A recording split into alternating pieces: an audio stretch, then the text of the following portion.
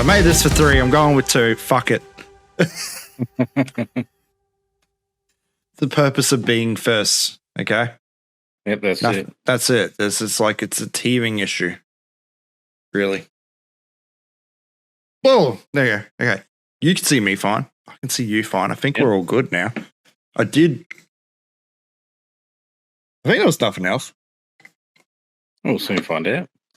We'll find out. Welcome, people, to Eyes On, episode 1. I'm here with the average gamer. I didn't get your little thing. So we're going to break down some news of the week. I think I've sent you a little bit of link. Everyone's seen a bit on TikTok now, which is probably going to change. I feel like that needs to change. I haven't decided on how this is all going to go yet. We're just like every day is slightly getting tweaked. You know what I mean? But give me a rundown. How's your week been? You've been back into streaming this week anyway. Yeah, this week and last week took a 3-week break off. Look after the head, the mental health, all that. You know, not enough people talk about it. I know. It's something that has to be talked about more. Not only with streamers and content creators, but life in general. It can get rough. Yeah. And what games have you been back into since you've been back on stream? Mostly been doing a lot of Sea of Thieves, of course. That's my favourite game overall, so I've just been smashing that as usual. Started playing Sons of the Forest on Fridays. Yeah. And then, obviously, I've got Average Shadow on Wednesdays as well. And Average Shadow, you can't just finish up with M. Westby? Yeah, M. Westby was the last one, and we kind of talked about, building communities and networking and what's all involved in it and all the finer details and what they mean to us from our perspectives. Yeah, networking, it's very interesting. Like, we wouldn't be in this situation if we hadn't networked it, I guess. You know what I mean? Like, yeah.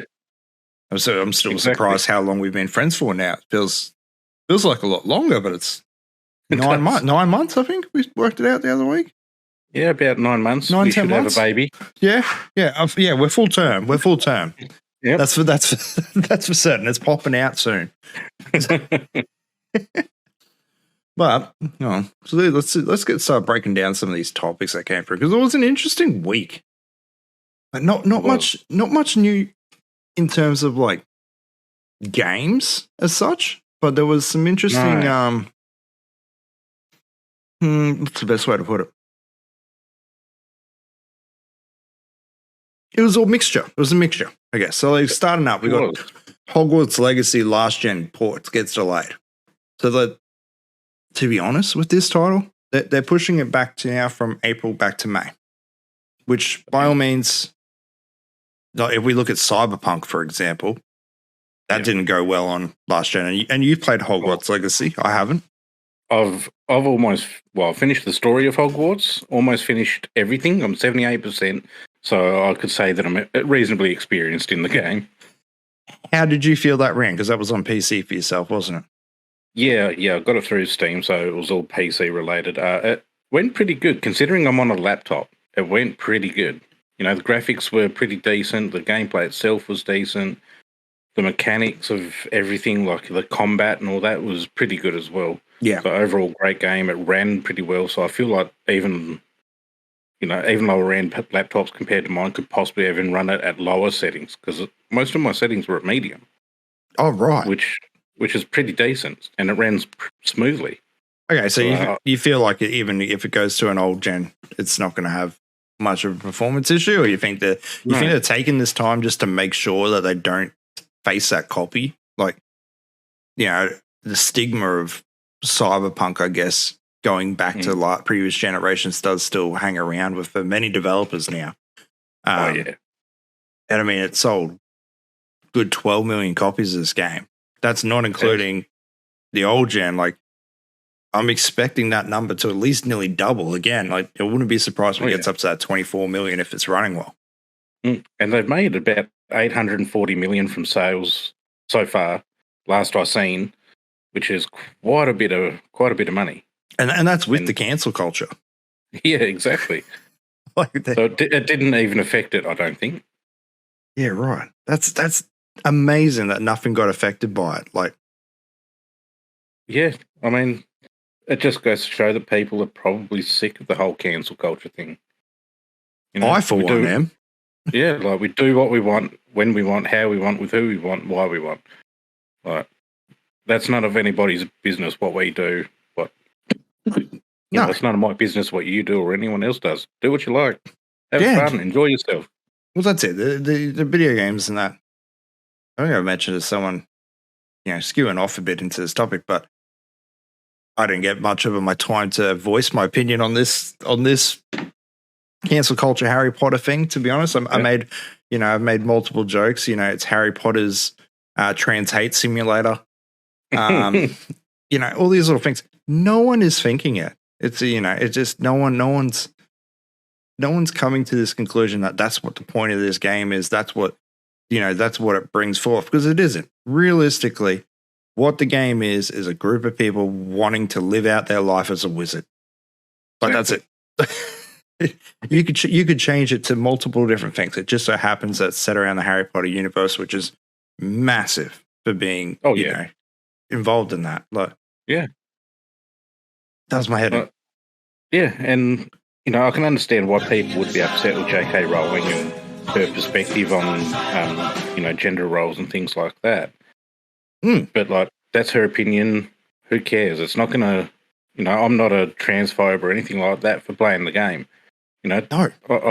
I've been friends with transsexual people in the past, transgenders, and not a problem. They're just normal people. They just do what they please, like the rest of us, I said that. I had a couple people I know that are transgender in person, and they had no problems playing the game. Like, I found that majority of people I found that really hated the game weren't from that community either. I tend to find that's the case for most people that hate something. Is usually the people that are the most vocal are the ones that ain't part of that community. Yeah. I mean, to make a similarity, I was seeing a TikTok of a guy wear like a sort of Mexican outfit that you'd see at a costume party, the big sombrero and the white, poncho or whatever. Yep. And he was walking around just a normal neighborhood, and he was asking everyone if they thought it was offensive. And they're like, yes, it's offensive. It's cultural appropriation, blah, blah, blah. And then he went into a small town in Mexico and was asking people the same thing. Do you think this is offensive? And they're like, no, it's great. They're having a laugh and, they loved it. Yeah. They didn't find it offensive at all. No, they wouldn't. They wouldn't. It's, no. What do you do? Like, when it'll never be corrected. And, No, I mean, I just ignore it. I just let it go. I just let people do what they want, as I said. That's their thing. It doesn't affect me. It's not hurting me. Play games. Yeah. Well, lining up, I guess, to something a little bit more lighter. MetaQuest 2, because I don't think we'll catch this one for long. But it did catch my eyes. The MetaQuest 2 and Pro models are getting a massive price increase, and price cut, sorry. Yeah. And I find that interesting because the Quest 2 was already quite an affordable VR hardware. Especially being that you don't need a PC or anything like that. It was a good entry point to VR. And this is coming out the same time, a week after the PS2 VR launch. So it's clear competition. Is it? That's what I thought. It's like a clear thing. Like the PS2 VR is an expensive setup. Oh, yeah. When you think about it, it costs more than the PlayStation 5 by itself. But exactly. At the same time, I did also see, and it's not in this list, that they're kind of expecting the PS2 VR to actually outsell the PS1 VR or the PS VR, the original. I wouldn't be surprised. Some of the reviews and videos I've seen where people are using them already, but it looks great, the way things work. Like, I've seen someone's hand, they look like this in the game. Yeah. And they could point by like letting go of the trigger. Yeah. And, they'd be pointing in real life like this, and then they'd pull it in and there's a knuckle. Yeah, and it's got that the haptic feedback in the OLED glasses. Like, I mean, I've got my Vive here. Yeah. Yeah, that's my VR. But the more I've seen of the PS2 VR has actually got me going, you know what? I want that. Like I do. I think I put it down on my list of things to possibly purchase myself this year is to go out of the way and, buy it. I shouldn't. But I think it's one of those things that probably going to have, like the first one. The first one was one of the best-selling VR headsets ever. Yeah. And it was easy to get in. How many people I saw showing mum and dad playing VR in the lounge room, showing them games like that. What's no different than doing it with PlayStation 5? And I mean, the consoles are now easier to get. I mean, it is a big cost. Like, I think, it was this article saying $400 for the Quest 2. I mean, last time I looked, it was around 400 to 500 Australian dollars for a Quest 2, which it's not bad either. Like I can't fault it, but yeah, I just thought that was interesting that, Facebook are obviously a little bit scared of what the PlayStation VR is bringing to the table. I mean, there's been no drops from Valve over there with Vive. None of their headsets have dropped, but with the push for the meta or how it's gone now, I guess you can see that they're obviously thinking that PlayStation's going to come in as a big competition in this scene. Definitely. And, as you said, we haven't heard anything from Vive in relations to any new releases, new models, new rigs, whatever. But PS2, PSVR 2 it's a great thing. It's definitely I reckon it'll definitely outsell the first one easily, just because it's a little more interactive, like you said, with the haptic feedback, things like that. It's really going to impact the user's experience. I'm hearing the seal around the face there's no bleed through. Like, yeah, apparently the visuals are just beyond. Crisp. Yeah. Way better than what I can do. Great person to talk to about them would be Turtle Pizza Power. He's just purchased one. Yes, too. Nug has also purchased one. He'll be over. Yeah. He'll be on next week, actually. Nug is. He's going to be coming on next week. That's his first venture into VR as well. I might have to get it'd be good to Turtle. Yeah, it'd be good to talk to them about it and just get an accurate perspective, from them, because they've used it, they've experienced it, they've played the games. So they're going to be able to tell you and anyone else who asks how good it really is. Did you see the guys, it was Nug, a couple of other people on Twitter had actually done like a VR party? Oh, really? Yeah, it looked really cool. I kind of wanted to know what they were using. I'm like, I never thought about doing a party in VR. Like that could be really fun. Oh yeah, and you get some awesome content out of that too. Exactly. Like I was, really surprised by that. I was actually just thinking, I've got an idea to refill that. Guess it's not coming. If I swap that to that, I can put this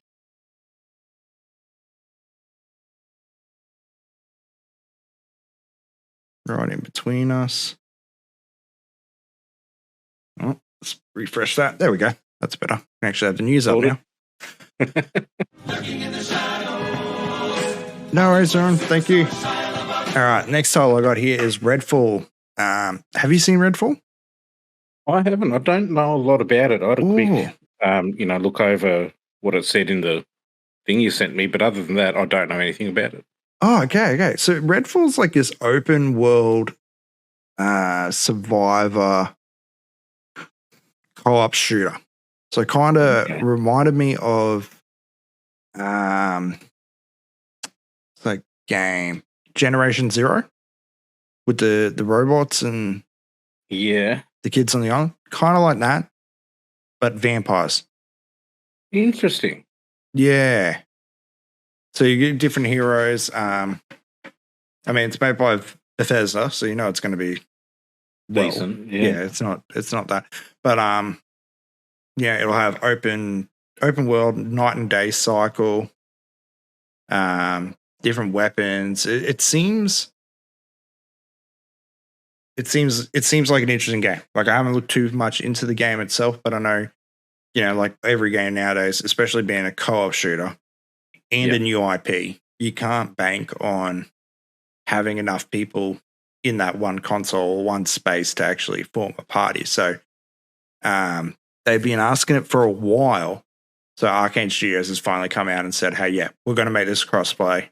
We'll be between PC and console as well. It's not just Xbox PC, because it is on Game Pass.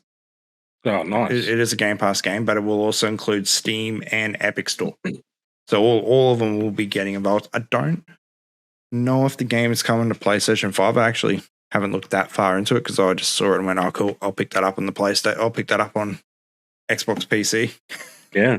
But I mean, if you can play it free and try it out, why not? Oh, exactly. I mean, it's, one of those games that I think would be fun, like as a multiplayer sense for people. Like, there's not that many good co-op multiplayers, especially in survival. Yeah. I mean, if it's done right, it should take off. I mean, it could be something new that people have been looking for a while. Yeah, exactly. So moving ahead, this one I thought was really interesting. Phil Spencer on Game Around has come out saying that he wants Gears of War franchise to have more horror elements. What do you think about that? I reckon that'd be brilliant. I mean, it's already got that sort of vibe about it, if not a little bit more. So it'd be good to see them actually turn it more towards that and be more purposeful in putting that in. Yeah. It could make it really interesting. Well, you go back to the original Gears of War. There was some horror elements in that game. Oh, yeah. It was very minor, but they were, compared to the later ones, it did build up that suspense. You could feel the ground shaking. Something was coming. You weren't sure of, all these little aspects of the game. So I think making that shift, maybe going to a bit more darker, grittier sense would be fantastic. That would be good. That would be really good. I mean, I was thinking today, at the same time, I don't know what the studio is really doing at the moment. I believe we are possibly looking at another, by the sounds of things, there hasn't been too much.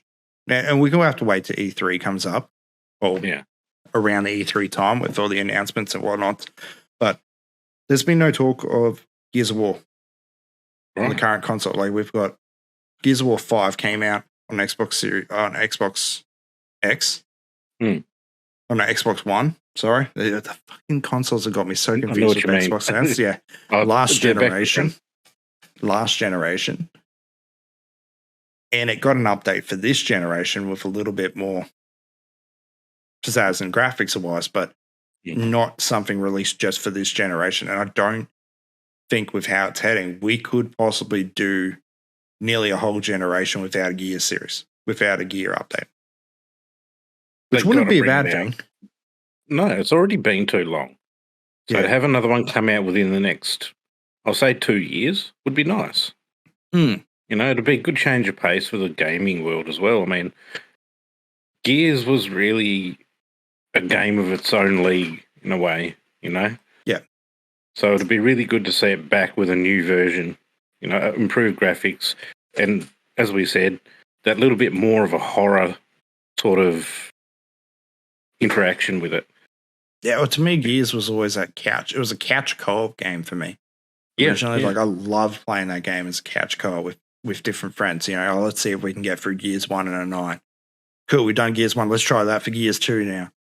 I think, I missed that, and I like to bring it back to that horror, more darker. So I didn't like the feel of 5. 5 and me didn't gel. Actually, after the original trilogy ended, I kind of felt like since 4 was a bit meh. 5 way more meh. Like I didn't even finish it. I think I started it and gave up and walked away. Tactics though, I actually really enjoyed Tactics. I don't think I played Tactics. You don't think you played Tactics? No. Oh, try that. If you like an XCOM style game, Tactics is good. It's like XCOM Lite, I guess would be the best way to put it. It's not as hardcore as an XCOM game, but it gives you the same feeling of getting through. Like, it's good. Okay. It has boss fights. Some of the boss fights in it are really cool.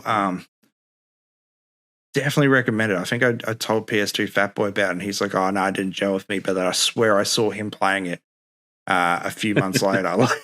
So he probably did. He probably did. Like, I mean, yeah, no, definitely give that game a go because it's just, I don't know. I fell in love with it. I couldn't stop playing it until I finished it. It was just one of those titles that came out of nowhere for me. Yeah. So. Yeah. I mean, there's been a lot of good titles that just come out of the shadows without very little promotion, and next thing you know, it's the most talked about game because they've done it well. Yeah. Well, I'm looking forward to another one. Like Tactics 2 would be fantastic for me. I'd have no problems playing it. Whether they do it or not is another thing, but I mean, like, I really look forward to them possibly doing it, I guess. Yeah. So, all right, brings us to something a little bit more local to us. FIFA's loot boxes violate Australian gambling laws. The courts rule. So, this was an interesting one, I thought, because it was all around FIFA's Ultimate Team. Obviously, they've always had this.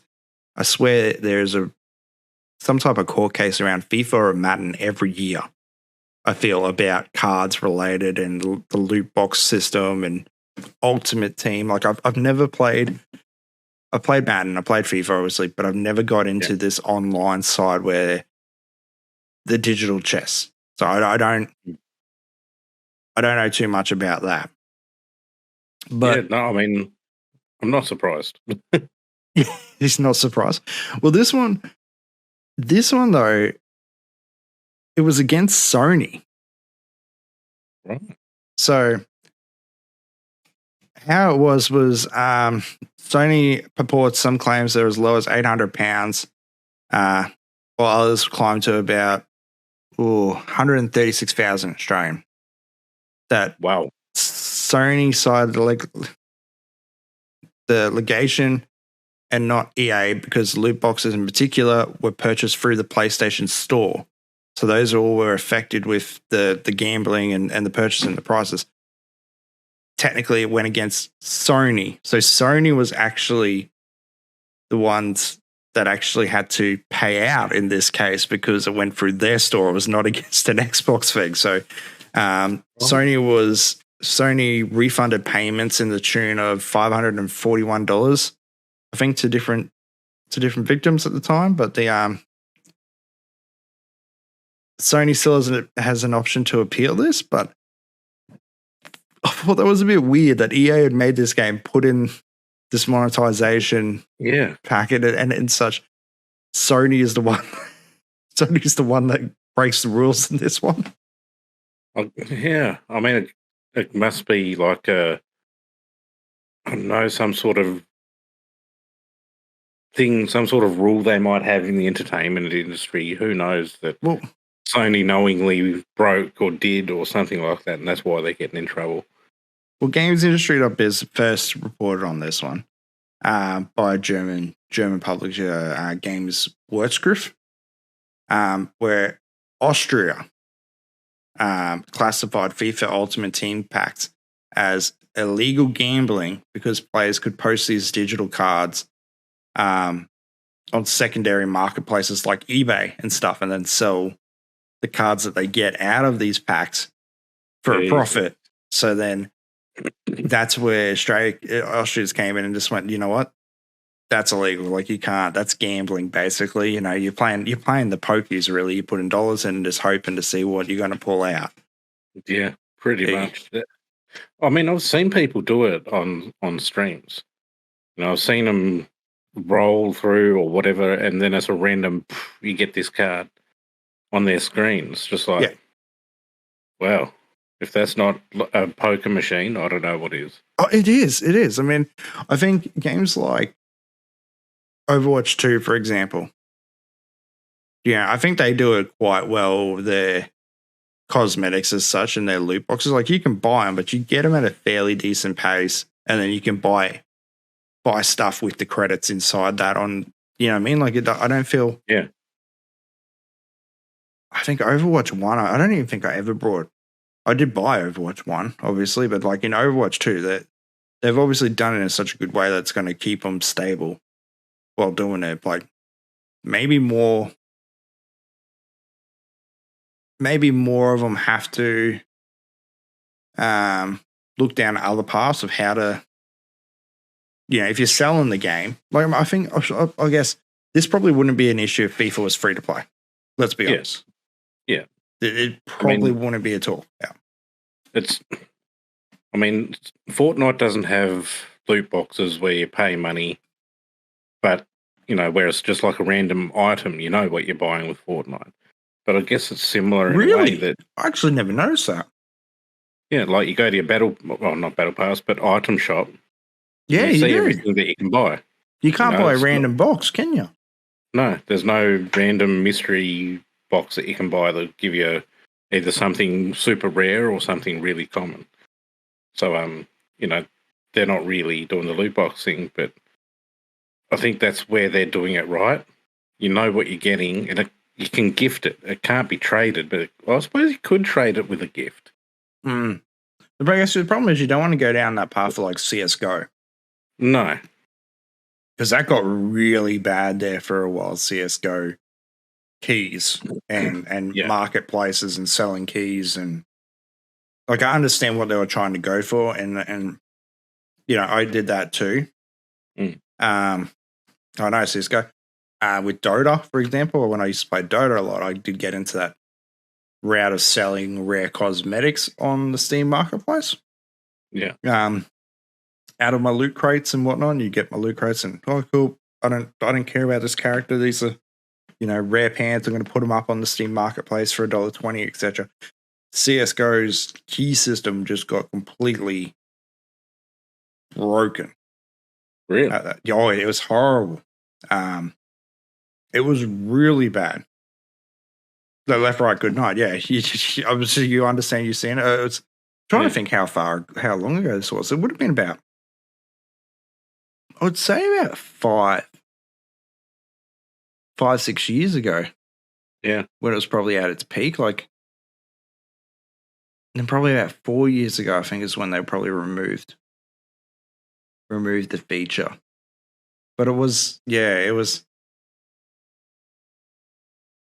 criminal. Basically, it's the best way to put it. Especially some of the knife skins and that, they got to ridiculous prices, and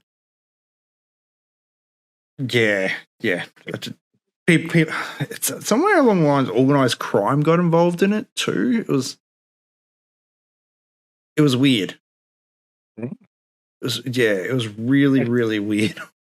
Actually, now you mention it, I do recall something like that. Yeah. The details I couldn't tell you. Oh, it got super, super weird. But speaking of super weird, United Nations is hosting a video game event. That could be interesting. They're looking for people. Oh, actually, I won't say that. No, it's just they're not going over to the Western Front. This all comes down to Games for a Change Festival. So it's the 20th anniversary, celebrating in the UN's New York headquarters. So technically they're not putting on the event, it's their headquarters that is hosting it. So Games for Change Festival is an annual event hosted by non-profit Games for Change that highlights games, technology, and immersive experiences for the intention of driving real-world change, innovation, and social good. Okay. Yeah. So this year's conference includes 2 new items, one being the first ever Games and SDG, so Sustainable Development Goals Summit at the UN headquarters, making it the first time the Games conference has ever convened in the UN. So right. It was interesting seeing that. Like, a part of the Games for Change is like the Next Gen Fest is This is a games festival for students between 13 and 18 to connect with professionals, learn design, coding skills, participate in workshops, meet and greets, other activities. Like the festival is really geared towards youth participation and the responsibility of creators and players with games for a positive social impact. Sounds like it's going to be really good, and they actually have somewhat of a good reason behind it. Yeah, doesn't sound like anything that could be facetious. Yeah, so that like the festival itself and other activities, it runs an annual STEM, which is science and something. It's I just call it science and maths. Yeah, it's all changed now. Kids at school, all the subjects ain't the same what they used to be. But this, I hear STEM all the time from my kids. I have no fucking clue what they're saying by the word STEM. I just agree with it and go, oh yeah, still trying to work that out. But they run a competition to teach students game design and programming, and it encourages contemporary social issues in a meaningful way. So, okay. I mean, a part of the UN's goals is with it is education, equality, which is massive. We know equality in gaming, especially the likes of social media like Twitch and TikTok. That's a topic that comes up quite often. Especially with TikTok coming up in a bill in the States for being banned. That's insane. Oh, yeah. Let's go that way for a bit. TikTok getting banned in the States, all right? I just laughed at it. Everyone's like, well, are you getting what's your game plan? Are you getting ready for the change of socials? And I'm like, I don't live in the States. Yeah, we're good. That's not my problem. China can sleep on my phone all they want. Like, yeah, it gets rid of all of the American competition. We're going to thrive off of this. That's much like everyone going to Kick at the moment. Everyone keeps saying they're doing that. Everyone is doing a Kick stream. Have you noticed that? Yeah, I don't understand why. I mean, I'm never going to go to Kick. I don't care what anyone says. I'll never go there just because their standards are so low and so filthy that I would never. That's a disgusting platform. It's disgusting. I think I described Kick as someone today was. It's a platform. Obviously, it's got no filters. It's raw, unedited. Unrestrained content. But it's really for someone. When you think about all those rules, it's for someone who doesn't mind what their social presence looks like. You know what I mean? Like if you're taking advantage of a platform like that, you're gearing yourself in a way that people are going to say bad things about you. You're going to say stuff that is going to get headlined, reported. But you don't care. You don't care about what your online persona looks like in the eyes of everyone else, really. That's true. I mean, they definitely go into it with that exact thought pattern, I can get away with this and that, and it's going to make all these people talk about it, whether it's in a good or bad way. They're going to be talking about it. And as the saying goes, any publicity is good publicity. Well, would you say, though, with all these changes, right, to Kick, and you've had a couple of people banned this year on Twitch for, what? Yeah, that girl at the start of last year, or not this year, last year we're going, and sorry. This year's going too fast, but last year had the girl that was having sex on stream. Her 2-week ban or whatever. We're already hearing things that's happening on Kick. Oh, it's happening frequently. Frequently on Kick. I mean, you may as well have a GoPro streaming live 24/7 up in the corner of the bedroom ceiling.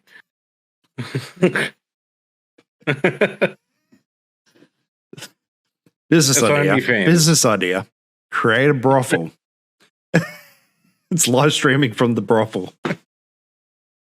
They could get paid twice for doing questionable things. Double the income. But I mean, at the same time, OnlyFans has streaming built into it. Yeah. I think I noticed it when I was setting up, had to reset up Streamlabs the other day because they show all the accounts that OnlyFans has. Why aren't they just doing that on OnlyFans? Well, yeah, that's just it. I guess. But I guess OnlyFans might take a bigger percentage because on Kick, streamers are getting 95 or 99% or something like that of any revenue. They do a 69 to 31% revenue cut. Is there a pun in that? Did they do that on purpose? No. Do they know what they're doing? I'm just made that up. I was going to say, what the fuck? Got me. I had to quickly move the mass of my head there to work out 100 take 69, what's left. No dissatisfaction. Terrible. I'm leaving. I'll see you later. I'd like to announce that we're now going to Kick. It's called the Beard Hub. It's the Beard Hub.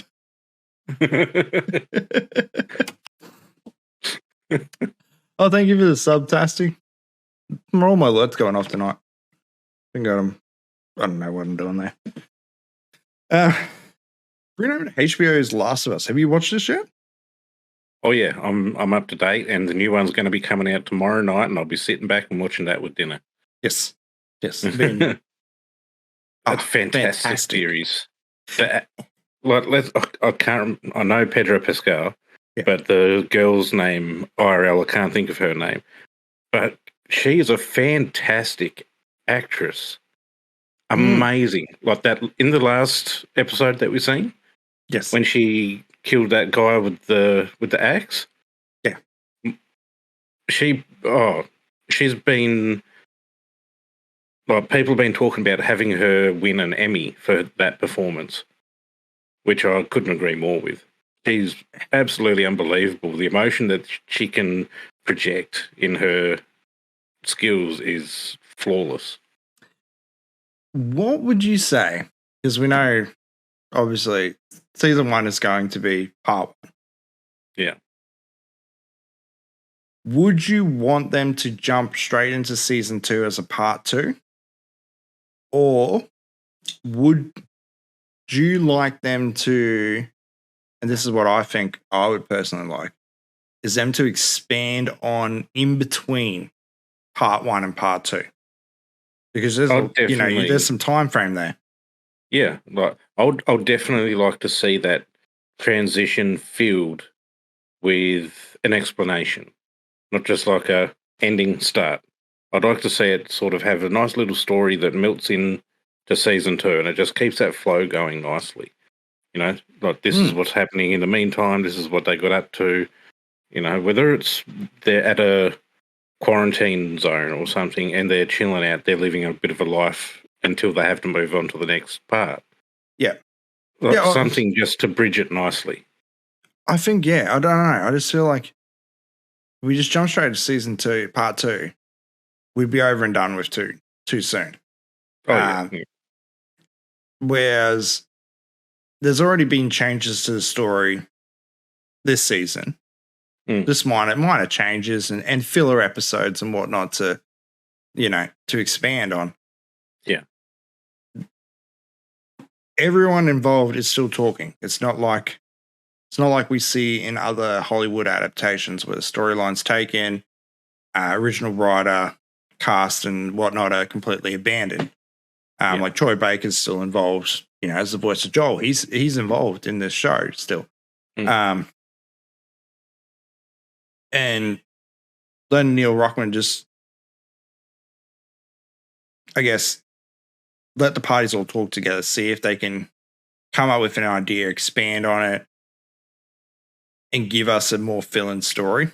Like, more Joel, basically. The fans want more Joel. Yeah, I don't think I need to.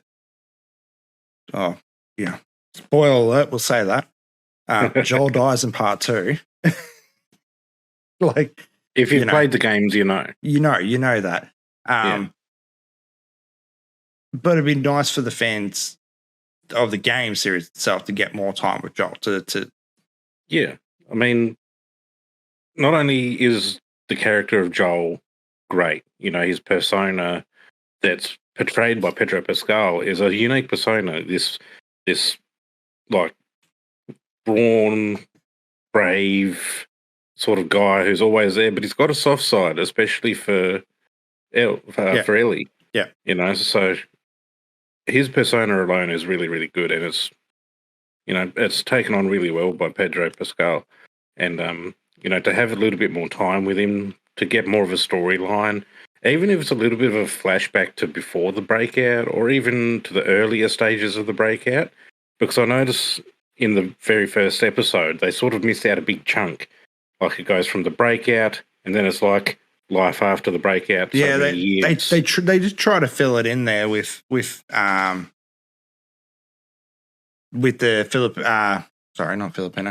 Indonesian scientists, and that was a nice little fill. Wasn't much, but they did try expanding on it there a little bit. Yeah, but maybe that bridge that we're talking about between part 1 and 2 could be a flashback to in between the breakout and when he meets Ellie, sort of thing. So building up to that year where they meet. Yeah. Oh, yeah. There. You can't die Mando, Kana. I'm just going to say that right now. Mando doesn't die. No. Mandalorian's just invincible. That can't happen. Isn't he hot shit at the moment, though, with his shows? Some actors just get through that whole little stage of just becoming the hottest shit at the moment, just pumping out shows and being in high demand. Yeah. I mean, next to Keanu Reeves, Pedro Pascal at the moment is one of the most liked actors at the moment. Yeah, and he has great memes. Really great memes. Meme that's going on TikTok. I can watch that for days. The one where he's just like, yeah, the smile. I need the music for that. Make the right time for music. Yeah. Well, if you can clip the music to that little bit just there, I probably will. Most likely, I'm not going to lie. I will probably do that. I figured as soon as you said it. You've given me ideas. I'm about to be TikTok famous. I'm about to be a filter. Stitch this place, people. Stitch it. Yeah. Oh. So, I want to change it up over to currently your new secret game that you've been playing. Yeah. Yep. Escape from Tarkov. Thanks to you getting me started and addicted. Yeah. The crack is in. The illegal substance from Russia known as Escape from Tarkov. Yeah. Because that's it. It's got this weird elusive drug, basically. It is. It's like, I really feel like going into Tarkov and dying 100 times this afternoon. This is going to be great. And you do it the next day. Without a doubt. You're like, I had this shittest day playing this game, but you know what? I'm strapped in to do it again. Right. I've got 2 packets of chips here and a pistol that's 50% worn out. That's all it's got to my name, but you know what? We're just going to give it a go.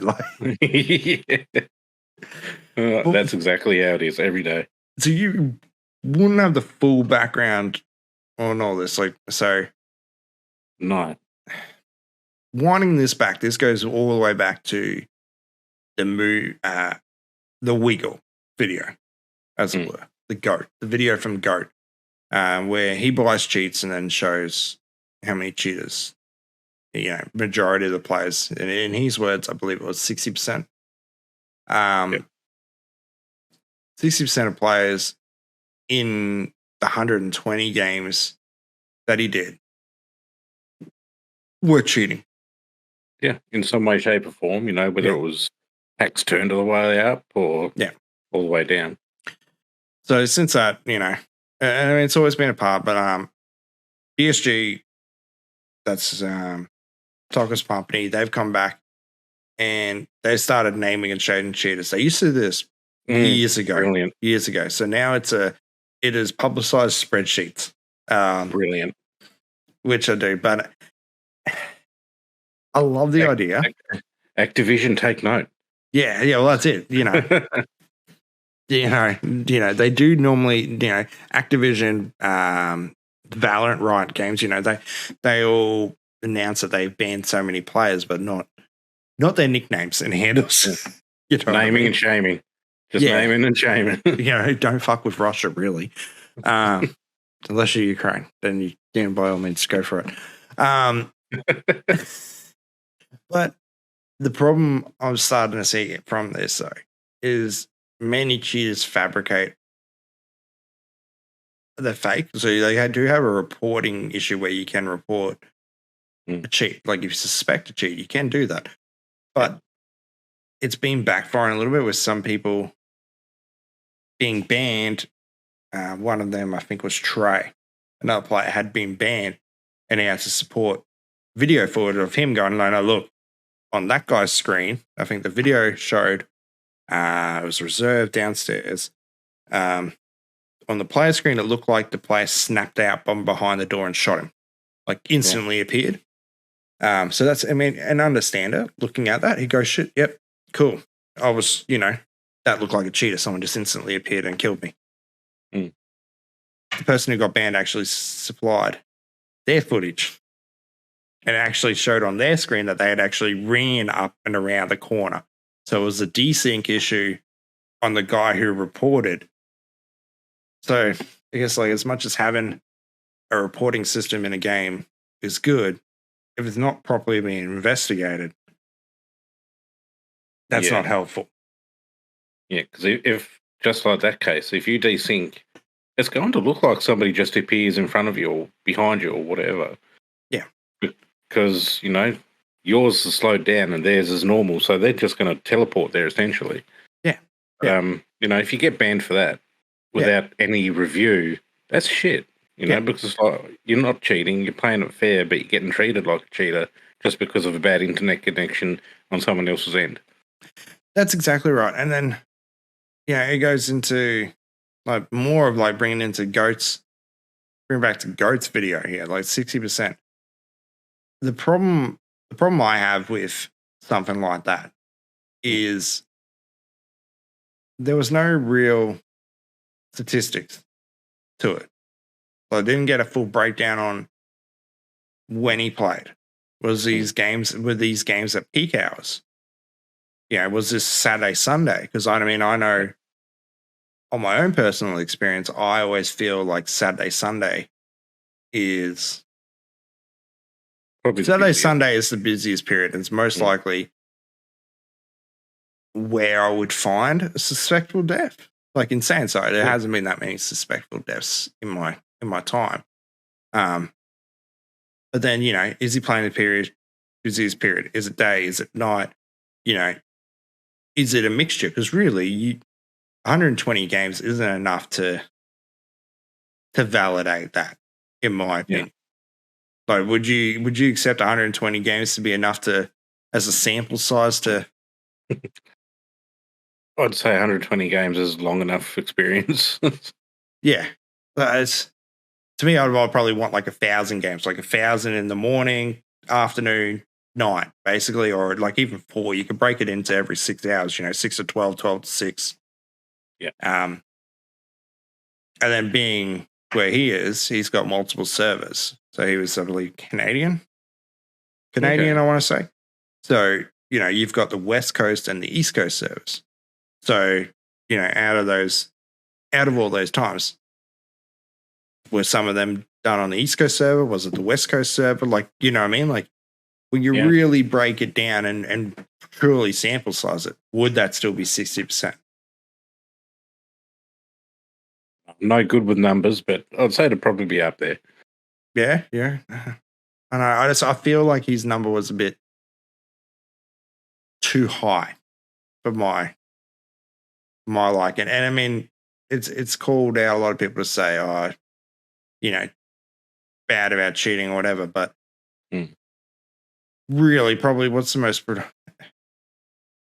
there's a monetary gain to cheating in Tarkov, where people are paying these guys cheats usually to run them, to get them items, or to get bits and pieces that they need. Is usually how the cheats work. People RMT into buying with real money.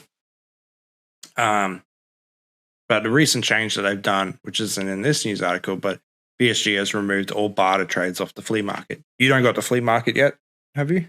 No, you're just shy. I'm on 12, yeah. 12. Okay, so at 15, you get the flea market. You could usually put everything. Most things were up for $1.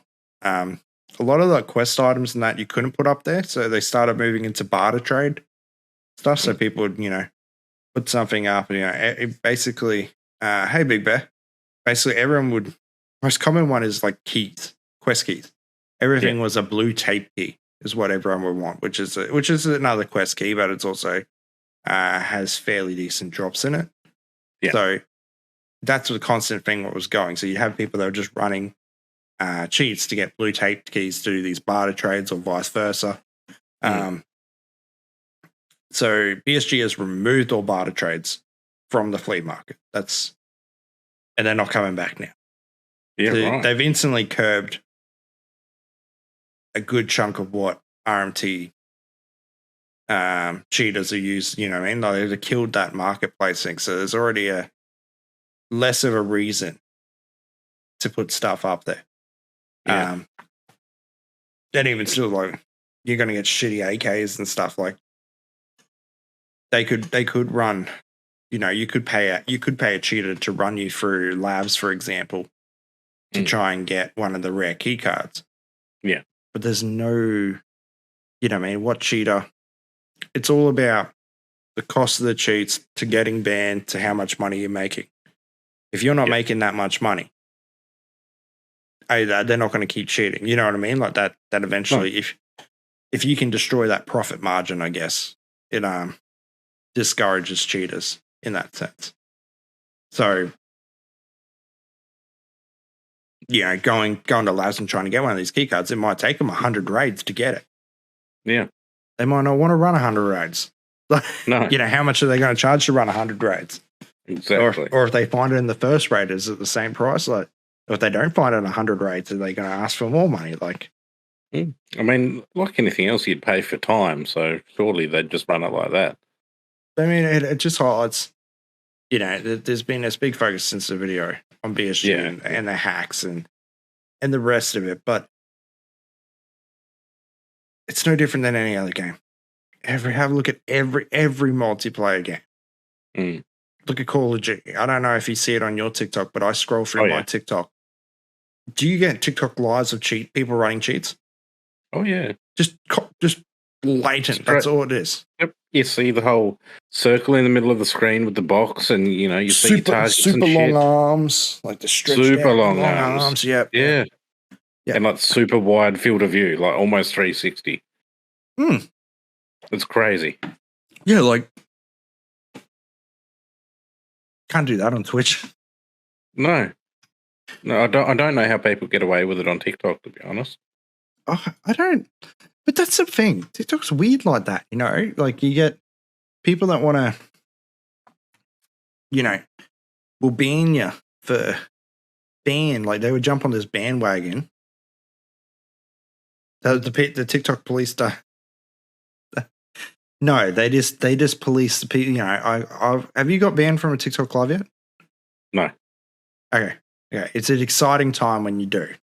Okay, because I've been banned once. Right. That was for hateful speech. You were actually around for this stream. You've been banned sometimes. Hateful speech during the charity event I did for Games for Love. Ah, right. For the children. Yeah. Of course, I was doing hateful speech at that time. Sometimes I feel like it's just a bot that's fucked up. It is. What have you been banned for, Big Bear? Just out of curiosity. You said your mate's tattoo was sick and got banned for hateful speech.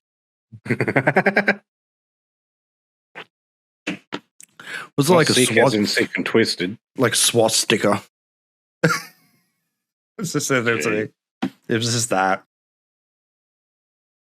But then again, I don't know. You see people cooking dinner and got banned for nudity. He was handling the breasts in all the wrong ways. The naked chef at it again. The naked chef. He got convinced. He got misplaced for Jamie. Geez, you don't hear about that guy anymore. No, you don't.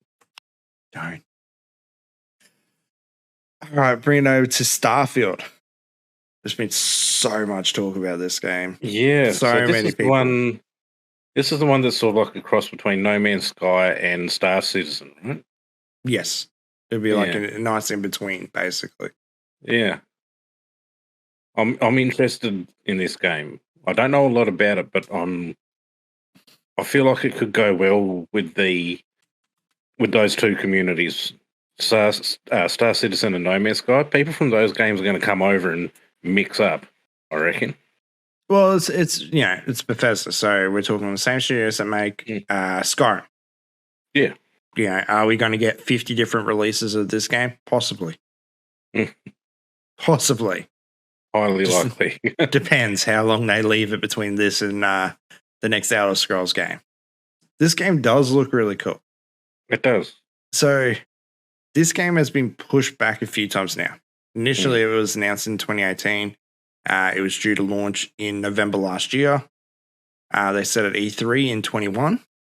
Then in May last year, they announced they were going to push it back to the first half of 2023. And now it's been pushed back yet again to September 6th, 23. Makes you wonder if it's ever actually going to come out. I think it will. Like they've shown enough of it. There hasn't been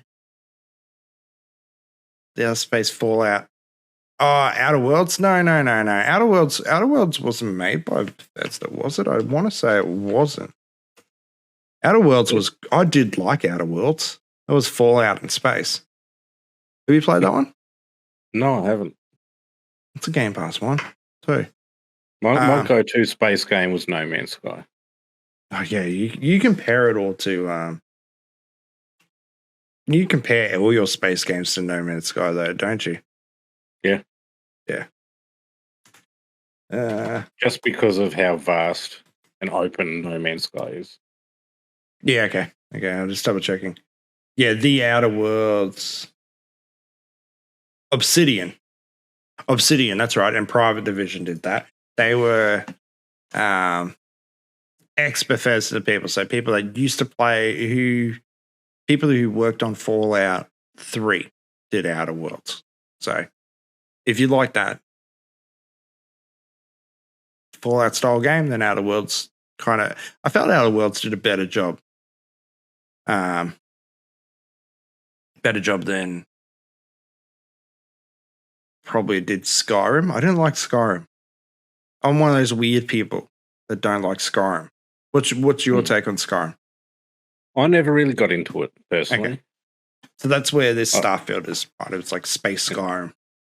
Okay. Oh, I did try it. I did give it a go, but didn't really get past the first 2 or 3 missions.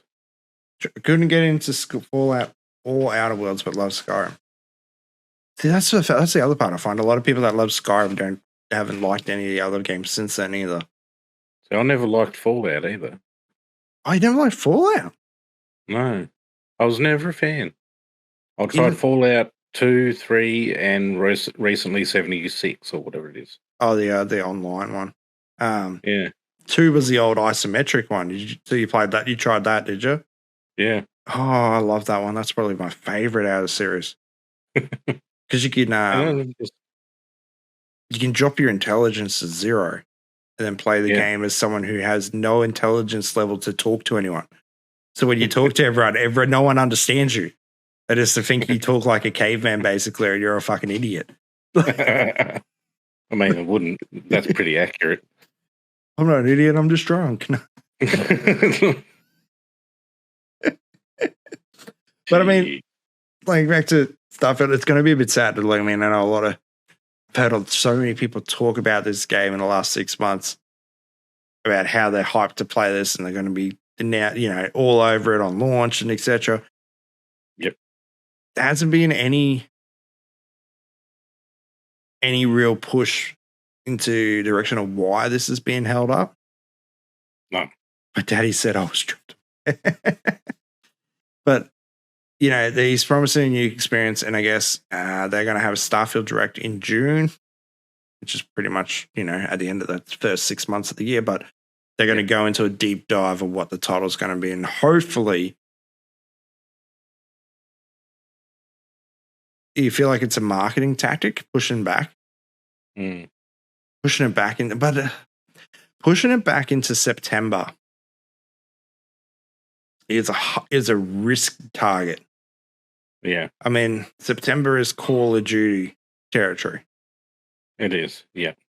And I have no doubt that Starfield will perform well, and it will outsell Call of Duty. But that September, that last quarter of the year, there going into Christmas is very, very heated marketing time.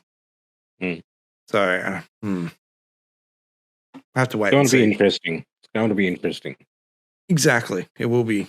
It will be interesting to see. I mean, yeah, it could be a tactic. Who knows? Who knows? Bringing over to this one from GamesIndustry.biz. YouTube softens profanity laws or rules. What's the definition on that? I wonder though. What can you get away with? So this is due to the increasing number of demonetized videos. Okay, so this kind of led them to readjust it because there's too many videos getting demonetized. So it's updated its guidelines to introduce changes to profanity. It was announced in 2022. Didn't come in effect until January 2023. This is the last one, but it's been met with a lot of backlash. The new rules, which will include a harsher policy on game violence, don't know what that is, led to increased demonetization of content and applied retroactively following the controversy. YouTube has promised to make tweaks. Videos featuring moderate profanity will now be eligible for monetization. So, see, like, my idea of moderate profanity probably isn't their idea of moderate profanity. Like, yeah, you know, like I'm pretty sure that means most Australians are still not going to get monetized. Well, I was hoping it was like an Australian type, but this is why they wanted more. They wanted more Australians to. I don't know why that's done. There you go. Shit, bitch. Probably no F-bombs. I think F-bombs will be allowed. So it goes into. I guess we'd get more of it. So using strong profanity will be eligible for limited monetization. So not saying none, it's just limited. Yeah. So maybe it's the frequency at which you drop F-bombs and so on. Yeah. I mean, this is verse none at all in the previous rules, with various caveats depending on where the profanity is. Remember, there was that whole thing, no swearing before or after the first 7 seconds. Yeah. Oh, no, don't swear for the first 7 seconds and you don't get demonetized or something like that. Yeah. Now, it doesn't matter which side it is. It's apparently repetitive swearing or repetitive use of the same word for the majority of the video. Yeah. So, to me, I think saying the word like fuck for 3-4 times in a video over an 8-minute video is probably something that's not going to get labeled. Like, I'm hoping, if I read this right, saying something like that is probably not something that would get you demonetized. You might be limited, but it won't get you D. I think obviously the word that sprung to my mind and what I wanted to use my TikTok was cunt. Yeah. To be honest, like that's, you know, we have a different meaning to this word. Yeah. You know, I spoke to our friend Morph about it when I said, you'd love it down here because you can just drop C-bombs all day and no one gives a shit. Yeah. Like, in fact, sometimes it's a compliment. It's a compliment, depending on how you know. Thanks for the coffee. You can say that when you're on when you're on your way through the Gears of Rappers in the morning to you basically you don't want to start a video. What's up, cunts? Just do it like Doc with the Bugs Bunny. What's up, cunts? Yeah, what's up, cat? What's up, cunt? That'd be great. This is now demonetized video. This is not going to YouTube. We've been demonetized already. Too many C-bombs. Yeah. We outlasted it by 6. There was you're only allowed 1. We've outdone that already. Yeah, easily. But personally, like I'm getting into YouTube now. Big Bear, I've seen his YouTube videos. You're going to be going back into YouTube this year, I believe, too. Is that right? Maybe. You're thinking you maybe. Yeah. I think it's good. Softening these rules is awesome because it's actually something I've been thinking of heavily lately. Is I messaged someone when I was editing a YouTube video the week to just go, hey, just out of curiosity, how long is it that I'm allowed to swear? Because I knew there was a couple of swear words in this. And I'm like, do I beep it? Do I not? I'll leave it. And I'm like, I had to check on someone what this ruling was for when not to swear. It ended up not being in the video till a minute, so it was all good. It's 7 seconds at the moment, Big Best 7, so it's really short. You pretty much can say short. You can pretty much say hi and then wait and then say fuckwit. Yeah, just start the video with while you're watching your watch and just be like, oh, that's 7 seconds. Suck hands. Yeah. Just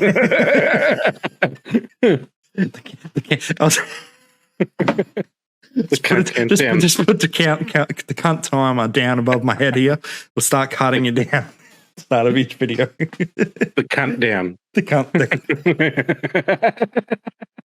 down. It's the final cunt down. We'll make it a bit part like the New York. It's going to be like New Year's Eve in New York with the big fucking cock and balls coming down. Oh, Jesus. I can picture it, which makes it worse. Yeah, exactly. Into this bush. So we'll keep George W. Bush missed his moment. Now the president is getting questioned.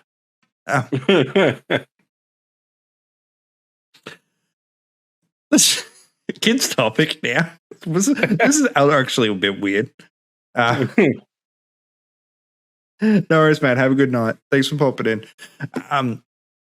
Fortnite, because we talked about Fortnite earlier with loot boxes, is getting an Attack on Titan crossover. So,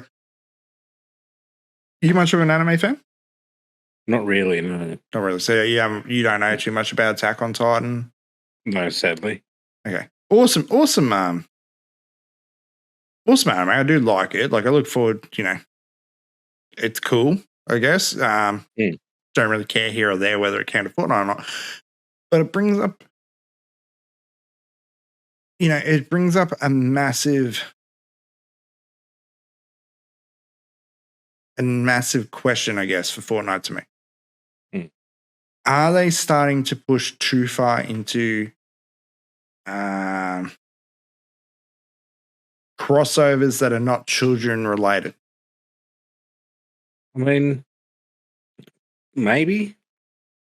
Witcher. Let's be honest. We had The Witcher this season. Yeah, that's a MA show. It's a MA game.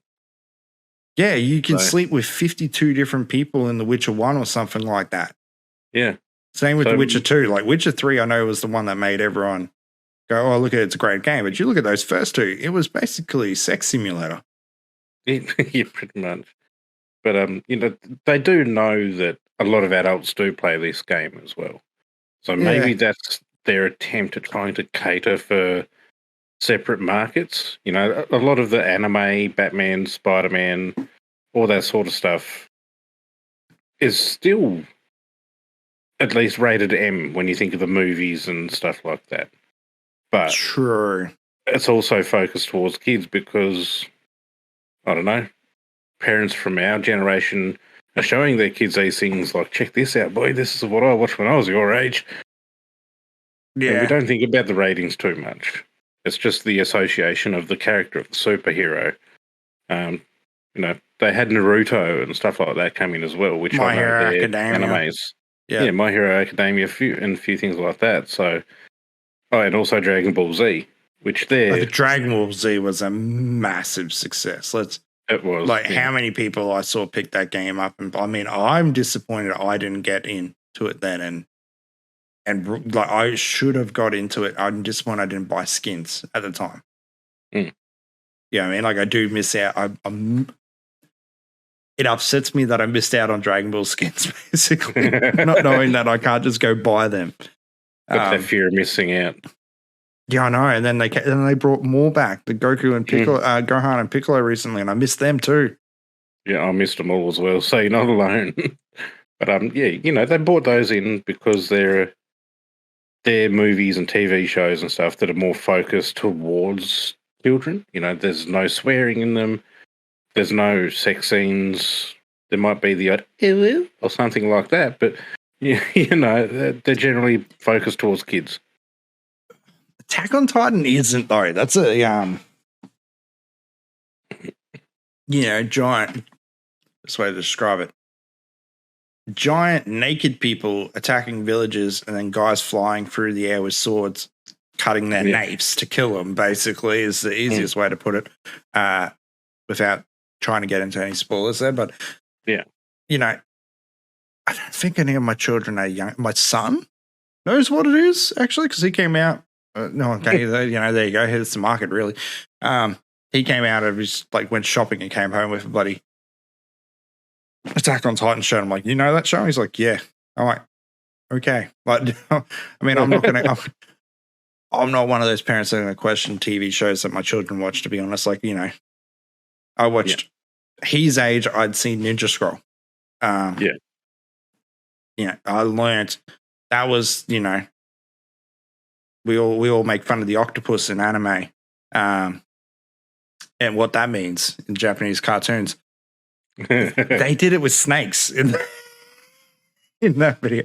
Have you seen Ninja Scroll, the movie? I don't think so. I mean, might have. I don't know. I mean, it sounds like I could probably remember it if I did, or if not, I've buried it in the back of my subconscious because I was scarred. Well, okay, I'll go over it then. It's just a snake lady in it, and he's like relaxing in his hot water, like spa thing that they do. Mm-hmm. And then she's come in all naked and stuff on him, trying to seduce him. He's pulled a knife on her from behind, to cut her throat. And then he gets bitten on his inner leg by a snake. Okay. So she's naked. Where do you think the snake came from? Oh, Jesus. Yeah, that one's the most poisonous one of them all, according to her. was the scene. But this is 10-year-old bearded Nova, there's people with boobs and stuff in that show, and then blood. I didn't really care. Not saying that, I wasn't watching hentai at that age, but that was my first anime. was that? But and Commando, watched Commando and Predator way younger than his age. So I'm not a tired ass on that, but I'm still very surprised that he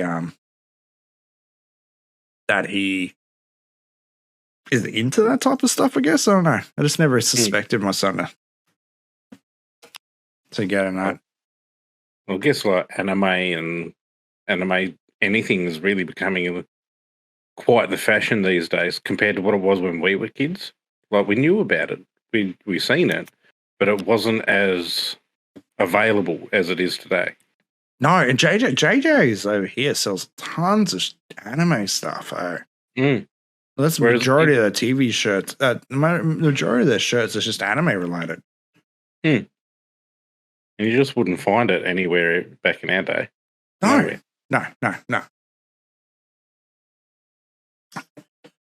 This was brought to us from The Gamer. The PS5 breaks the Switch's 5-year streak as Japan's best-selling console. I read this as everyone in Japan now owns a Switch, so they're starting to buy PlayStations. Well, I guess the Switch will only have certain style of games, won't it? Well, here. February and PS5. Okay, February last year, PS5 sales in Japan, they're up 457%. So in February 2022, they were up to 65,000. Oh, crap. I've just opened a new tab. 66,000, we'll say. February 23, 366,000. Wow. That's an incredible, that's 300,000 in a year. Yeah, that's quite the increase. Yeah, I guess people, Switches, they're only Nintendo style games, so like your Mario and your Pokemon and things like that. You're not going to get stuff like, I know you can get No Man's Sky on Switch. I'm pretty sure you can anyway. I'm pretty sure you can now. Yeah. Yeah. But they're really like your Nintendo style games. We think back into Nintendo 64 and those style games.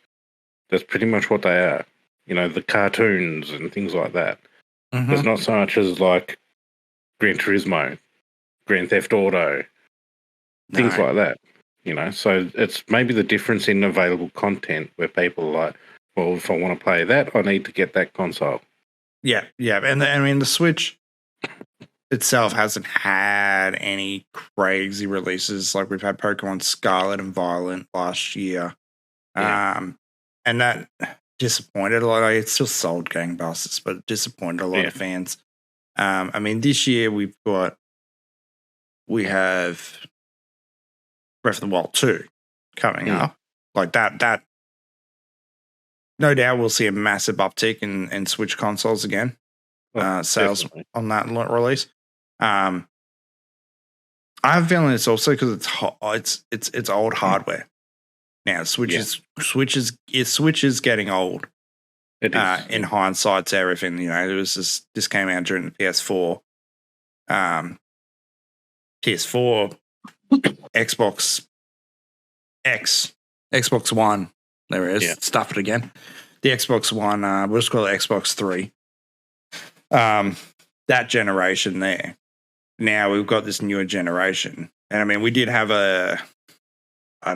these numbers could be a bit deflated going February last year with Silicon. Silicon was so hard to get of, it would have probably got a bit harder for people to get their hands on that hardware. So maybe that with stock getting replenished. I went into Costco the other day and they had a full 2 pallets of, pallet of PlayStation 5s and a pallet of Xbox. Actually, Xbox Series X has Series S and X pretty much. They've been pretty easy to get. It's like they're not really selling, to be honest. Like I feel like they're not selling that well. Yeah, well, I think PS5s is, now people have sort of owned them for a little while. There's more feedback out there about them, like thermal issues. They're overheating and things like that. And I've heard that. And I'm waiting to see what happens. Like they have the PlayStations up vertical, and the thermal paste and stuff melts off and runs obviously downwards. Yeah, as it heats up, so it's sort of removing itself and it's heating up, and it's causing the PlayStations to fail and be repaired. Watch this space while my PlayStation possibly dies, because there's no way I'm laying that thing down. Yeah, all right. It'd be interesting to see what happens. As I said, I expect the Switch to come up. It's only a month sale. Like we're not dealing with a financial year. It's purely just month by month. So basically, the Switch has outsold every console in Japan for not just the last 5 years, but the last 56 months, basically. Yeah. Every month. That's monthly sales. So that's a good run. It is. It's a solid run for them. All right, so I'm going to change it over to a game that you know way more about than me, and we were talking about this prior too. Sons of the Forest sold 2 million copies in just one day. That's the first 24 hours. I mean, I'm not surprised. It is a great game, and it's the predecessor to an also great game, The Forest. Yeah. You know, and the survival aspect is fantastic with all the things you need to find. The stories are probably a very minor part of the game. The most major part is probably defeating all the enemies, doing the building, finding all the bits and pieces, weapons and gear and stuff. This sold as an early access game though too, hasn't it? It is, yeah. So the last hotfix / patch that they brought out, seen the hang glider added, seen some binoculars added, some environmental sort of fixes, you know, like fog and stuff like that. And there's still more to come. They also put in defensive wall gates and lockable doors. And when you do lockable doors on your roofs, yeah, so you just put a stick across it and it locks the door. Sort of like a bolt mechanism. So that's been added. And there's more coming too, apparently. Apparently there's some more weapons coming in, like a rifle and an air gun. And I'm just checking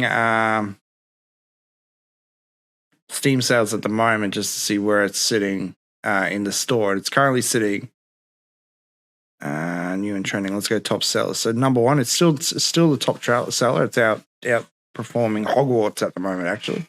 Wow. And you know, like people are finishing it quickly because it's not 100% yet. There's still more to come. Right. You know, so someone finished it in 9. Yeah, someone finished it in 9 minutes. Oh, okay.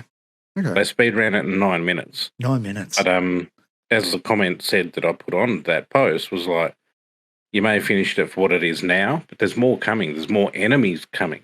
You know, different varieties of enemies. So you might have to speed run that again. Yeah, true. I mean, I'm thinking of it as now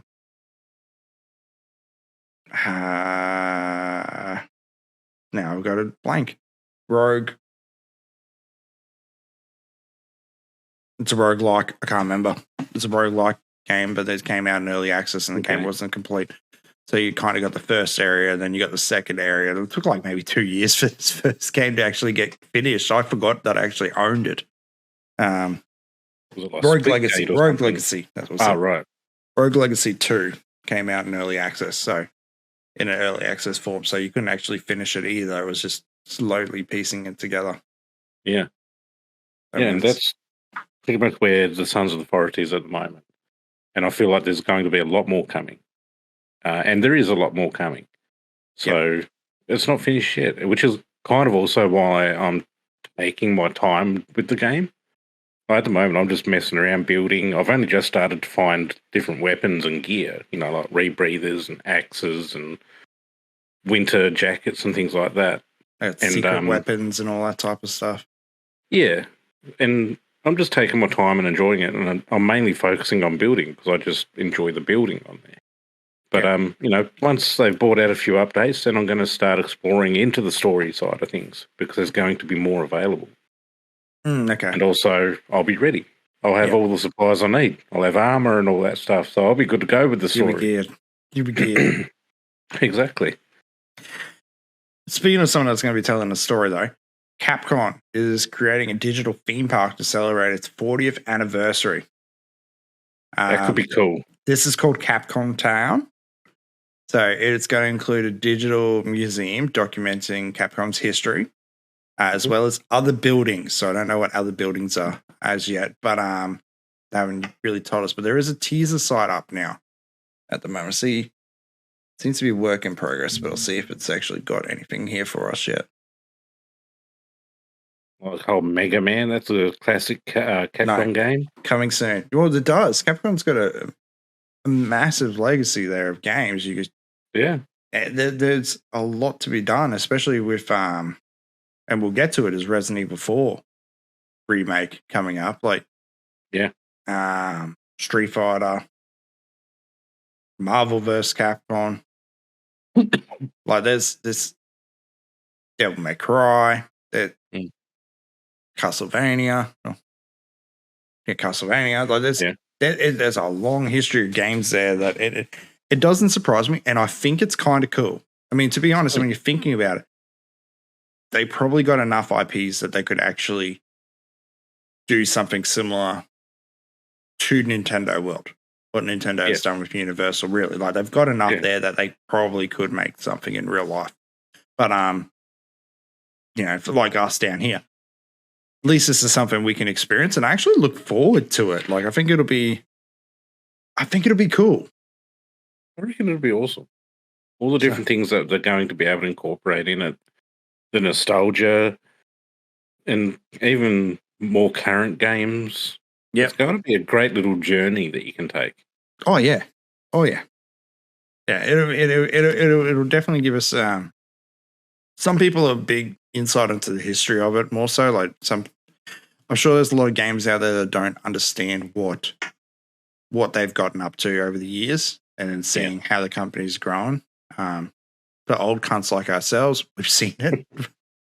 But I'm sure for the younger generation, it'll be something like absolutely. It'll be exciting for them. Oh yeah, well, it'll even be exciting for us. Take that little journey through time. Yeah, like I played that. Oh, I remember when that came out. Back in my day, we couldn't save. No, we couldn't do shit. We couldn't do shit. No.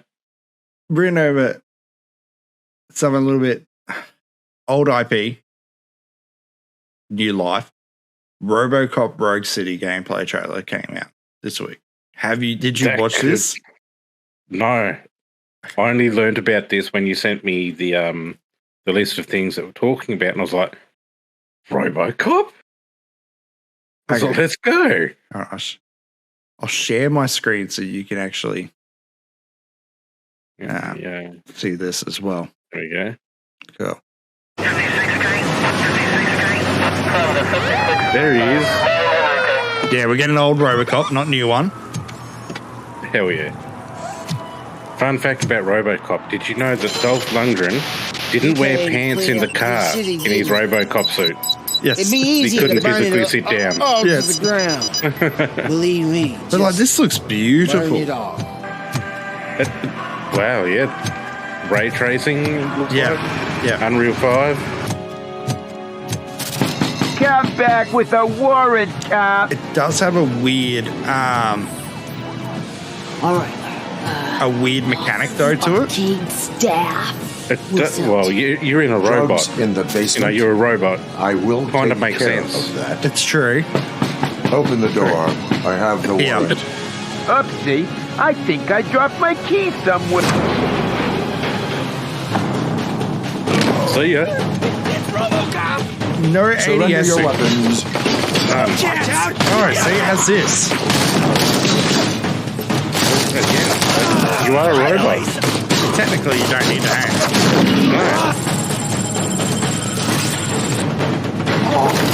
This looks fun. Yeah. This is fun. It kind of makes me feel like this is probably the cyberpunk that we should have got. You know what I mean? Yeah. That's what I'm feeling. It does have cyberpunkish vibe. It does. And it's gory, which is what RoboCop should be. Like, I'm happy. Yeah. I'm happy this didn't get, you know what I mean? Like, it didn't get tidied up. That looks like it's going to be a bunch of fun. Yeah, and it's, Fun. it's based on the original film. Like, I think I'm going to be getting that. yeah. Yeah, like, this is, seeing that trailer just brightened my hopes up for the year in terms of gaming. Like, I know there's heaps, and now that's something I'll probably want to go over next week with a couple other people on as well. Is what we're looking forward to in the year ahead. But this title just got me going. Like, yeah, I'm down for that. Like, original voice, Peter Weiler's back, reprising his role. Like, everyone is back. in this original cast. So Yeah, it's brilliant that they've thought of that. You know, not just like, oh, let's because I'm very much onto that at the moment too. maybe need to get a second tower just to run some things. Yeah. Ye- Yeah. Separate the load a bit. Yeah, that's on the cards, yeah. Mm. I don't want it to be, but yeah. But alright, let's keep going through this. There's only got a few more left. Forspoken. Have you seen that title? The game. It's got talked I've about. I've heard a bit about it, but I obviously haven't played it. But yeah, I've heard a lot of negative feedback about Forspoken. Negative. Okay. Review-wise, it did alright. It's done pretty good. There's some good Yeah. things about it. Parkour, the movement system was pretty good. The combat was pretty good. Like, lots of things about it. Square Enix are coming out in a recent. It's coming out from a transcribed event from shareholders meeting saying that Forspoken has not sold well. I guess is what they're saying. This is a very typical Square Enix pattern. It seems. Yeah. It seems like they've got very high expectations for nearly every game that they produce, which is not Final Fantasy. Yeah. They said it for Tomb Raider, Deus Ex, Marvel's Avengers, Guardians of the Galaxy. The list goes on. Hitman was in there. That's how Hitman got split off. It just seems to be like they have this unrealistic expectation for their Western studios, as such as the studios now being absorbed into it. But that's Luminous Productions. Like, it's a beautiful game. It was expensive. It was a very expensive release game. And I mean, it's sitting at like a 64 on Metacritic at the moment, which makes it the 33rd best reviewed PS5 game of the year. Yeah. That's not bad. Not bad at all. User reviews are hit and miss, high and low. So I think it's averaging about a 4 on the site. But I mean, most of the people I talk to or seen playing it, they seem to be a fan of it. In a strange event. So the president has then gone on to talk about how they're very focused on getting NFT and blockchain games out. I don't know why, but Square Enix is very focused on that's where the future of games is. So like we had that wave there for a while there, 12 months ago, where everyone was afraid that every game was going to be NFT'd and blah blah blah. But Square Enix seems to steer clear, saying we're not talking NFTs, and then right hard back into that conversation. Like I don't know. The industry itself seems to have rejected it, but that's where Square Enix wants to go. And I mean, it's not. Cryptocurrency is becoming a pretty big thing these days. To use something like non-fungible tokens, I mean, it kind of almost maybe makes sense. Maybe I've seen a few games sell like houses and boats though inside the game as NFTs. Like it's weird. It's a weird market. Weird. I don't think I like. I mean, and to be honest, Square's gonna sell.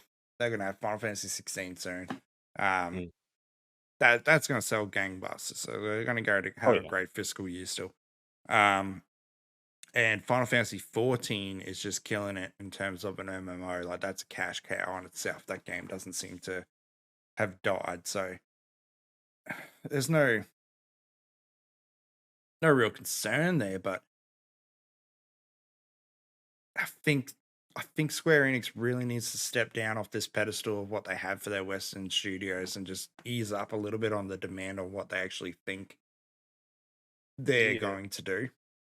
Yeah, like maybe engage the community somehow, that their demographic, and see what people are asking for. Maybe focus on that rather than what they think they might need. Yeah. Would probably be a good approach for them, I think. Yeah. So Discord. Every bloody person has their own Discord nowadays. Sometimes I wonder why I have one at times, but they're introducing their AI, which is called machine learning, to service the moderation and support and chat. Like I don't think this is a service that anyone has been asking for. Like, No, I've never once had a conversation with someone that said, you know what, we need an AI service that teaches machines and stuff about our habits and about our moderation and managing of a Discord server. yes. Yeah. So the plans are to implement a sort of chat GPT functionality into it. Yeah. Again, I don't know who's asking for this. No. Well, maybe they've seen the trends of, AI generated images and things like that on things like TikTok, and like, oh, Yeah. it's doing all right over there. Let's try it here. No. Yeah. Yeah. We don't need that in Discord. We don't. No, an Autobot Clyde. I mean, it's no doubt this has been met by overwhelming negative. No one's, sharing AI experiences. It's exactly what no one asked for. Exactly. I mean, oh, excuse me. I'm wondering who the hell came up with this idea, and have they been fired yet? I mean, the only good thing that Discord's done recently, and that's not on this list, but the PlayStation now supports Discord in the most recent update. So yeah, like, I'm yet to surprised see it didn't happen sooner. I was expecting it back on PS4 days. I was expecting it not long after Sony invested into Discord. Yeah. Sony put a fair bit of money into Discord, and I expected that update, and I was very surprised that it ended up on Microsoft before PlayStation. Yeah, no, same. But I guess the correlation between Microsoft and PCs is just a bit stronger. I've never actually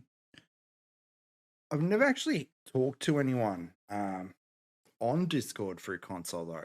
Have you done a party with anyone that's been on a console while playing on PC?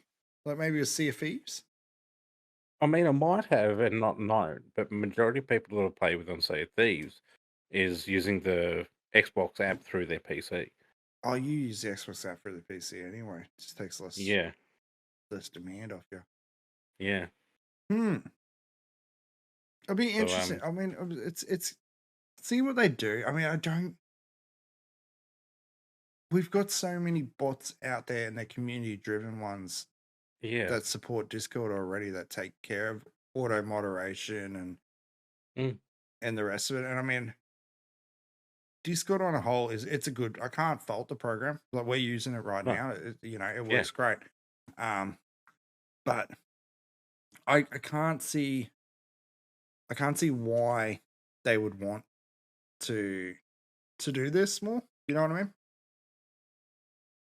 Yeah, can't explain it, to be honest. I can't think of what the reasoning would be behind the decision to even consider that as an option of trying to advance Discord where it's not. No. Maybe they could instead, I don't know, improve user, I don't know, make it more user friendly. Yeah. I mean, it is already pretty user friendly, but I remember when I first jumped into Discord and I was like, what's all this stuff written everywhere? I'll admit, I'm still confused by a lot of the settings and the moderation level, like server settings and stuff like that. I don't know about you and your Discord, but I know about this Discord.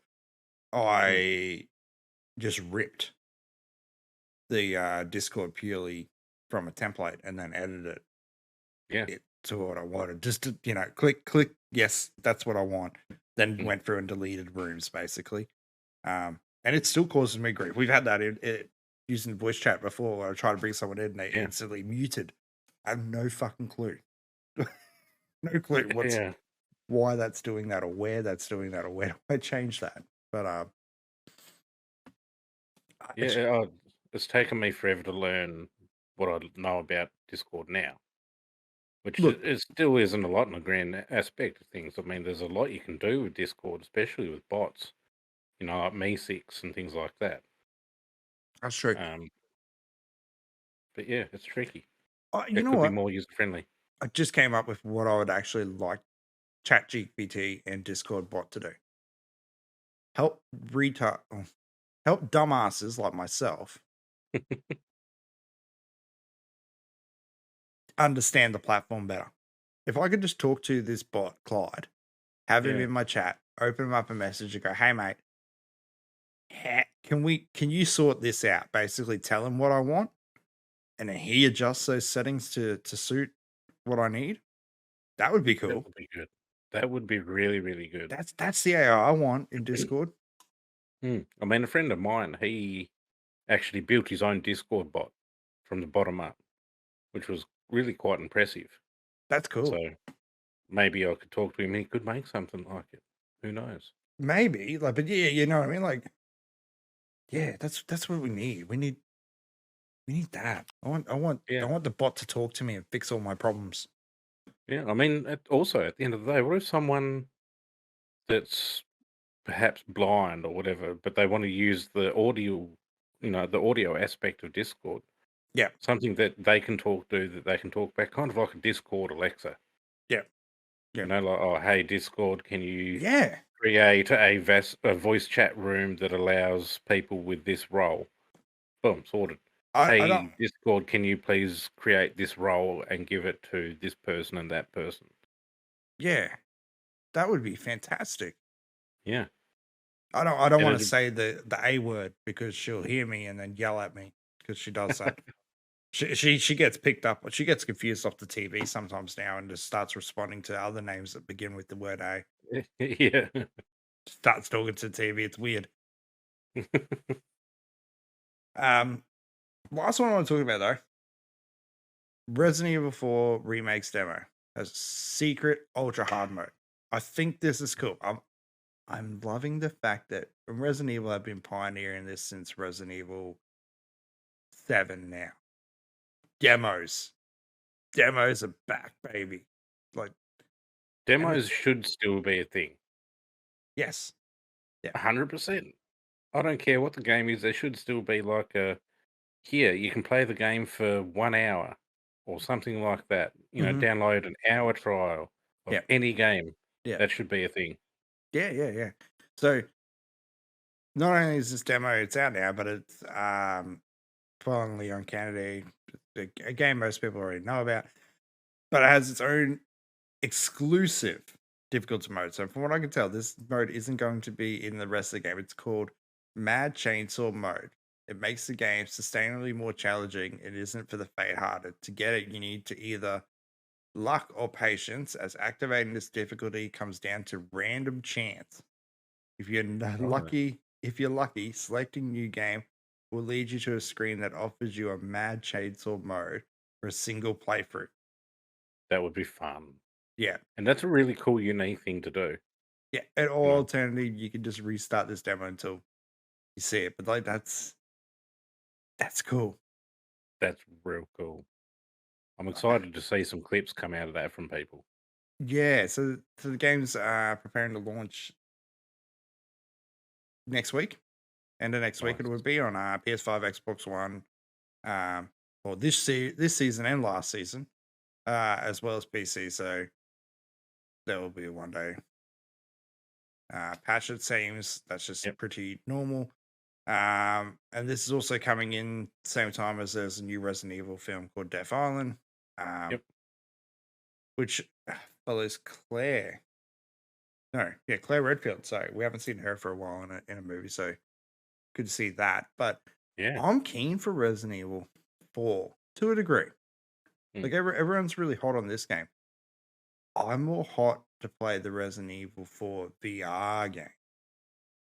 The VR would be real cool. I mean, I 'Cause- can already see you getting some jump scares and nearly falling over. I would break all this shit around me. None of it would be standing. But no, Resident Evil doesn't scare me. Actually, Resident Evil isn't a series. It's as much as I hate jump scare games, Resident Evil is one of those ones that does not faze me at all. We'll see. Weirdly enough. We'll Weirdly see. enough. But Resident Evil 4 VR has been out for a while. It's on the Quest 2. I believe there's a way for me to, I think I've just worked out a way for me to get played on my headset, but that's remaking the game. Like, everyone loves this game. I understand why they've done it. Whether they go to 5, that'll be wait and see, I guess. Resident Evil 5 was probably the one that people started really hating before they relaunched it with 7. And also it had that weird social equality. It was one of the first games I remember that got really thrown into the news over race. Yeah. Do you remember hearing all that at the time about that? I'll very vaguely remember it, but It was as I said, basically very vaguely. Capcom. People were trying to say Capcom was racist because Resident Evil 5 was set in South Africa. Or set in Africa, sorry. And small villages around Africa.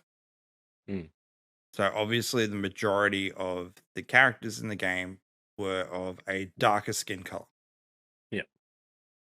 There was that much hate over, obviously it looked like a white guy coming into a village and shooting everyone.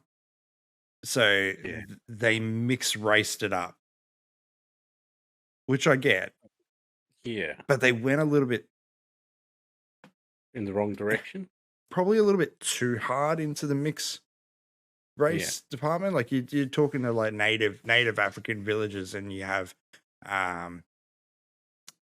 Asian descendants running around in there at the same time as whites, and it got a bit too crazy. You know what I mean? Like that's Right. I don't know. All means me trying to be racist in any way, but it just didn't feel right at the same time either. Like it was around an outbreak that the Umbrella Corporation were testing people in a remote area of Africa, obviously just so they could get away with more things. So it wasn't trying to be racist.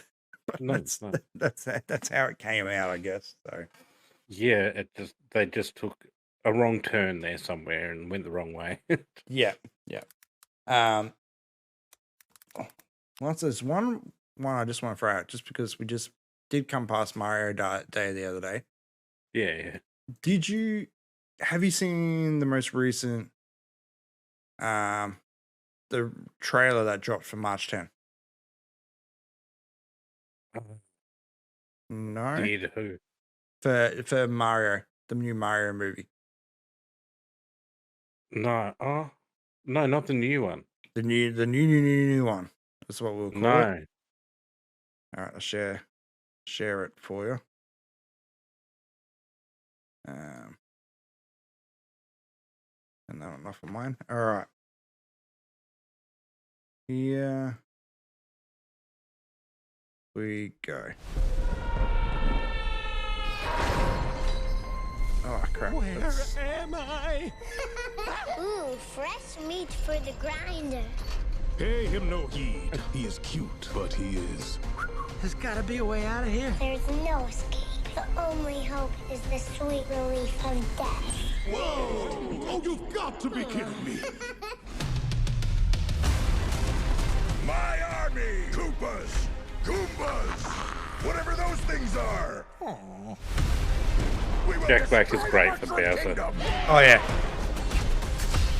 As much as the haters came for the whole voice cast, I don't have a problem with it. I don't. No. You asked for it. This is fun. Oh, bust him. Here we Let's go. Bit of Mario Kart action, double dashing. have to. You need it. End this. Rainbow Road, like They're bringing out all the classics. the shortcut, basically. Yeah.